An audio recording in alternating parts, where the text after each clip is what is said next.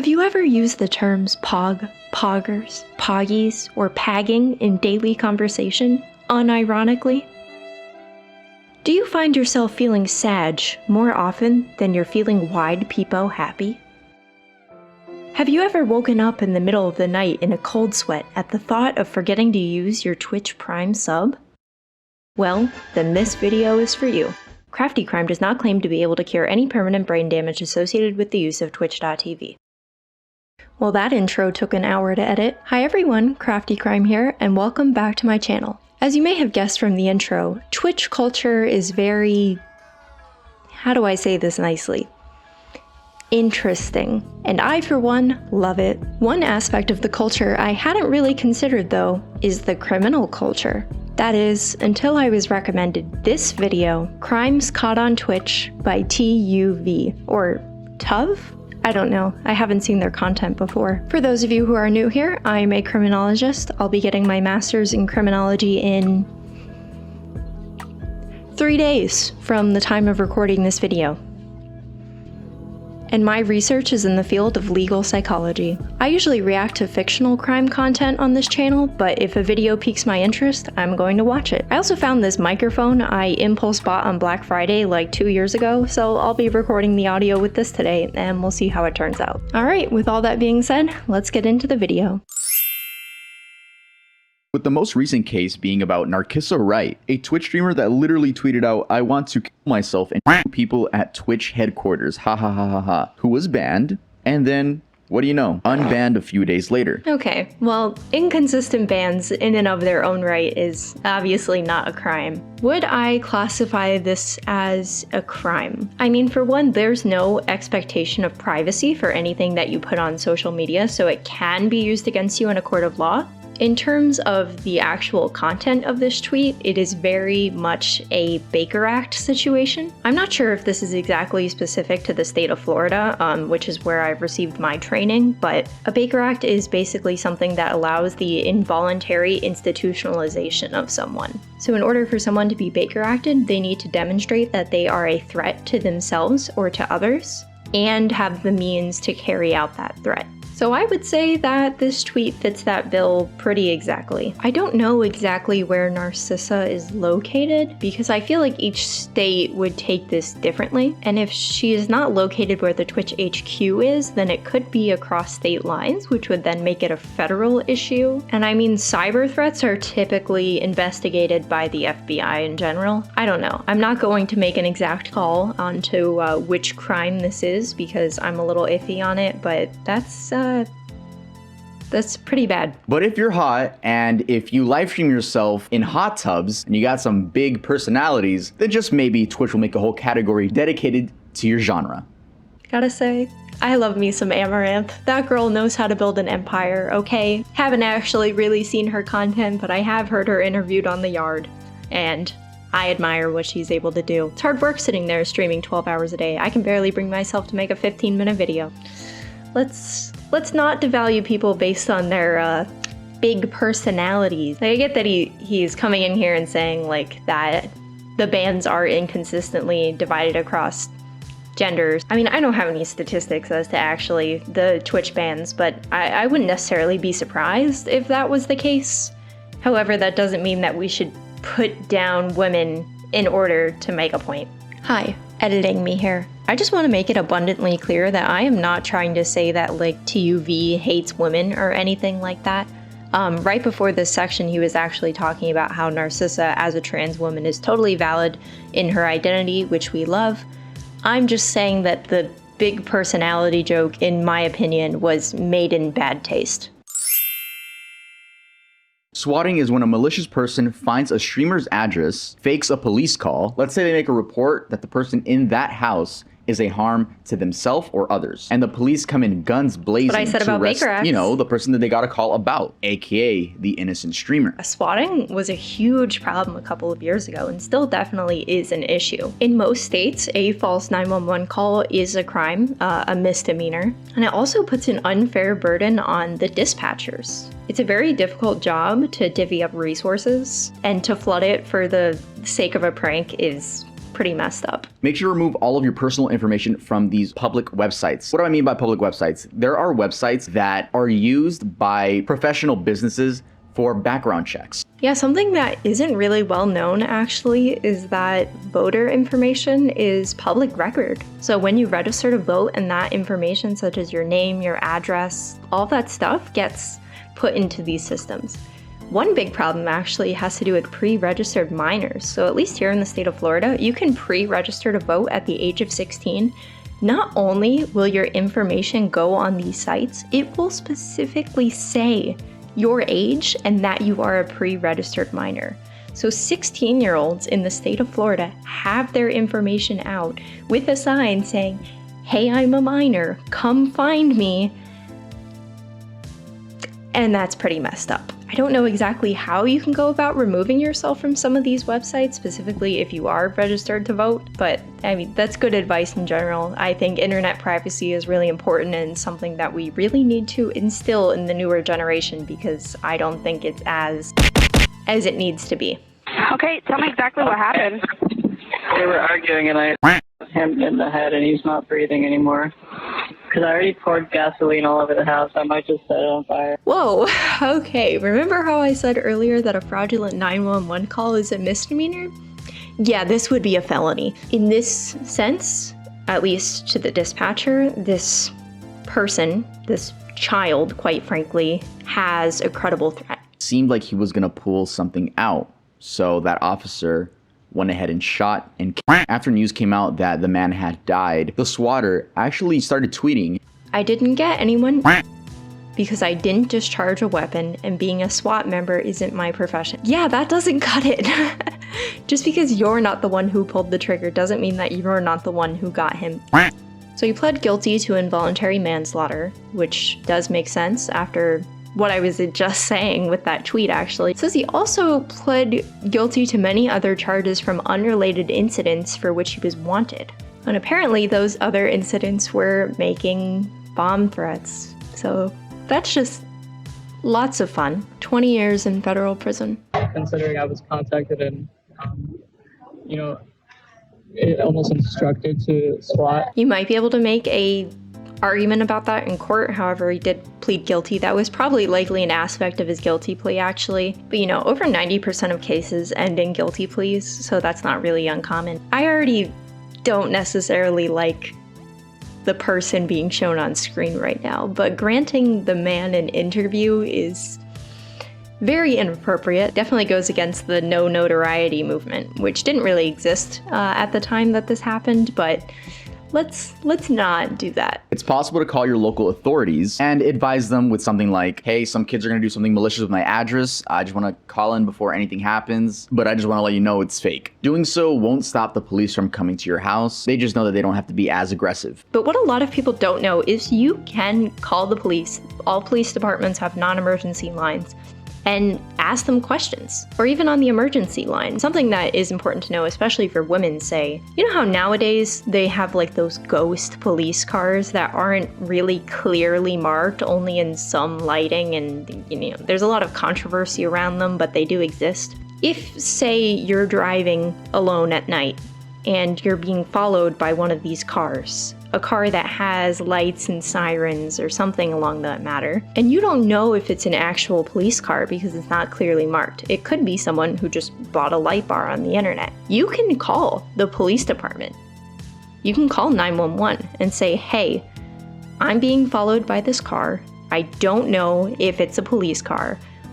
I am currently heading west on this street. Let me know what I should do. Like, I am going to stay on this phone until you let me know what I should do." And they'll advise you whether or not, that's an actual officer, what you should do. They'll contact the officer and say, "Hey, this is why the person hasn't stopped yet." But yeah, he's right. Calling ahead isn't going to stop them from coming, but it could very well save a life at the end of the day. If you decide to SWAT, you will get caught. I love that. I love that PSA. A man is seen approaching John and pins him to the ground. We can't see much, but we do get a full view of what the man looks like. Oh shit. Dude. Ow. JP, just let go. You can hear Steven repeatedly say, JP, just let go. And this is due to what I'm assuming is John not wanting the man to take his camera, which the man did end up stealing. Honestly, that was the best thing to do. You don't know if someone is carrying a knife or a firearm. That's true. That would be the right thing to do in that situation. They're lucky that it didn't escalate and it happened in broad daylight. It's pretty depressing that they had such a clear shot, video evidence, and weren't able to have the guy caught at the end of the day. I mean, that's what happens most of the time. Most crimes aren't reported to police. The ones that are reported to police, most of those crimes don't end up being solved. Of those, most of those don't end up going to trial because most end up pleading out. He did properly use the term robbery, which I appreciate because one of my biggest pet peeves is when people mix up burglaries and robberies. You rob a person, you burglarize a dwelling. Mr. Big was streaming, as he always would, until he got a knock at his door. He opened the door to a police officer explaining that they had gotten a noise complaint from a neighbor. The police officer explains the call and asks Mr. Big for his name. Mr. Big explains that he doesn't need to give him any sort of information. The cop places Mr. Big under arrest. And always arrest you based on suspicion. You know? It probably wasn't suspicion in that case, it was probably actually obstruction, which is another stupid catch-all charge that you can throw when someone is getting in the way of your investigation. So an obstruction of justice is to knowingly and willfully resist, obstruct, or oppose any officer when he or she is doing his or her duty. So technically he did have the right to be there because he was responding to the call of the noise complaint of the neighbor.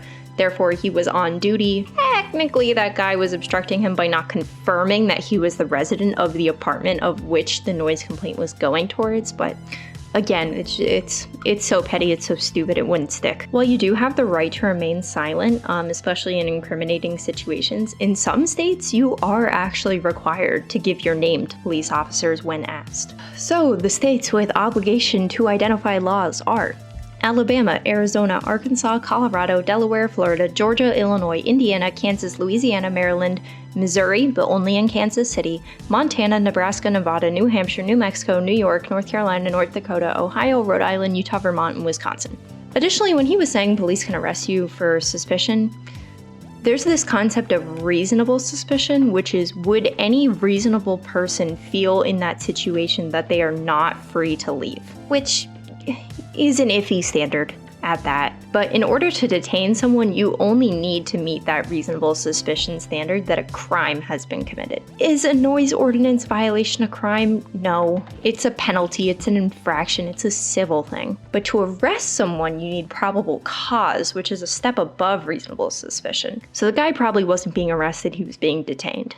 Just little things. So, a few minutes after the arrest, the door opens and reveals a neighbor, presumably the one that made the complaint, walking in and stealing a pair of shoes and a headset. Burglary, as I mentioned, is unlawfully entering a dwelling, structure, or conveyance with the intent to commit a crime with therein. Something considered under the umbrella of burglary is breaking and entering. People think breaking and entering is a crime in and of its own right. It's not. So he entered the dwelling unlawfully with the intent to commit the crime of theft with therein. But it wasn't a robbery because he didn't rob the man's physical person. There's a compilation on YouTube showing that random locals in Berlin are just being so incredibly rude and racist. I mean, I could pull up a screenshot. I'm not going to show the clip this video because before. Again, yeah, so hate crimes are for the most part federal issues. There's a section for it in the United States Penal Code. Let me actually pull that up. Here, Title 18, Code 249. Hate crimes in general are offenses involving actual or perceived race, color, religion, or national origin. But yeah, it's definitely a big problem, particularly not only with cognizable identities, but also with invisible identities and the intersection of those. I was actually just having this conversation in one of my seminar classes a couple weeks ago about discrimination laws and how the current discrimination laws don't really take into account intersectionality of those identities or intersectionality of your visible and invisible identities. But then it's also like, how do you legislate against that? And that's where criminology and law, or the social sciences and law in general, often butt heads, because law is slow to change and they believe in precedent and science is constantly advancing. But yeah, hate crimes, not cool. Cut it out. Stop it. we're talking about crimes, and this was a huge cybercrime. So was the dude ever caught? No, the dude was never caught. It was an anonymous hacker who posted it on an anonymous board, which was 4chan. So yeah, that's the case with cybercrimes most of the time. Very few cybercriminals end up getting caught. And it's really only going to get more difficult. According to Third Way, which is a DC think tank that does some research in national security, they estimate that only 0.3% of all reported cybercrime complaints are actually enforced and prosecuted.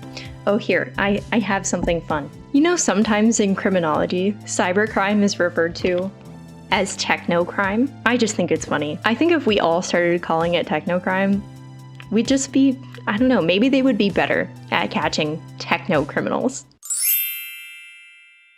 So when it comes to scamming, there were a lot of crypto scams going on. I'm sure you guys remember the whole Save the Kids thing. Did you know that it's actually illegal under the Florida State Statute Book to be participating in a pyramid scheme or MLM? I bet you didn't, because things like this are rarely prosecuted, especially on such like a large scale. So say like, God, what was that one a couple years ago? The Kenza Cosmetics brush scam or whatever. Remember that? Scams happen all the time. They're very rarely prosecuted. It's kind of up to you to be vigilant and use your common sense. There were a lot of influencers promoting a bunch of scam coins, and once their fans would like buy the coins, they would quickly just take all the money, dip, leave the coin with no value. I think with the crypto example he's giving, it's a bit harder to prove it's a scam, right? Like if I came out 5 years ago and I was like, guys, Dogecoin is the future or whatever, like buy into Dogecoin, and then it ended up being this kind of like pump and dump situation, you're not necessarily liable for what happens there, especially on something that is publicly traded. I do not claim to know the legalities of cryptocurrency. All of this stuff eludes me. I am not touching crypto with a 10-foot pole. But, you know, when GME happened, for example, right? And people were like, oh, maybe Wall Street Bets has some like liability in this. Like they are actively grouping together to promote this stock, and that's not allowed. But it's not allowed for a group of people to get together and say, hey, we're all gonna buy GameStop, you know? So is it scummy? Yeah. Is it a crime necessarily? I don't think so. Just be vigilant out there. Use your brain. I know we all have one brain cell left at this point, but make it work hard. I already told you guys, don't buy it. I got paid a bag to do that. How many of you guys actually bought it? Okay, well, I mean, that's messed up, dude. I mean, influencer brand deals, promotional content, it's all so unregulated. I know, like, nowadays it's a bit more regulated than it was a couple of years ago, and now you actually have to check a box that says, hey, I have paid promotional content in this video, or you have to post hashtag ad on your Instagram posts or TikToks or whatever, but dude, like, if you're gonna do it, like, don't admit to it, like, that's scummy. Even though death isn't a crime, or at least, well, when you're not someone, right? So, actually, death in some situations, when you're not someone else, can be a crime. Not really in the modern legal system, but if you go way back to like Blackstone and like founders of the legal system, unaliving was actually a crime. So yeah, the act itself of unaliving is no longer a crime in the United States, but attempted unaliving is still a crime in some states. And then, of course, assisted unaliving, whether that's physician-assisted unaliving or not, is still completely illegal in the United States. Even as recent as 2018 in Maryland, someone was convicted of attempted unaliving, which is just like, oh my God, man, like, someone's at the absolute rock bottom and the best thing you're gonna do is throw them in prison, like. But yeah, just a little aside.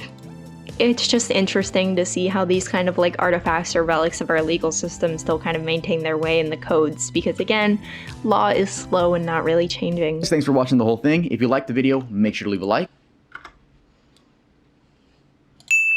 So yeah, overall that was a good video. It definitely seemed like TUV did his research before making this video, which I for one really appreciate. I hope I was able to provide just a little more depth and insight as to some of the crimes that he talked about. And there are definitely some problems with Twitch that come with the culture that it has. So I know I was all haha funny in the intro, but it's very difficult to regulate the internet. Not to sound like a boomer or anything, but it can definitely cause some problems in the long run. Thank you so much for watching this video. If you enjoyed, please be sure to like, comment, and subscribe, and I will see you all in the next one.